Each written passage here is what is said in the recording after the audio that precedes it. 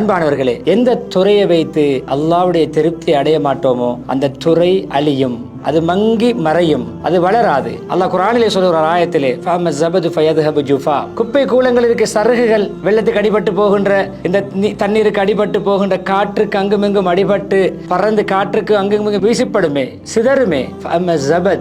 அந்த குப்பை கூலங்கள் இருக்கிறதே, அது ஃபயதுஹபு ஜுஃபா, அது அப்படி மிதந்து அழிந்து போய்விடும், இல்ல முகவரி இல்லாமல் போய்விடும்.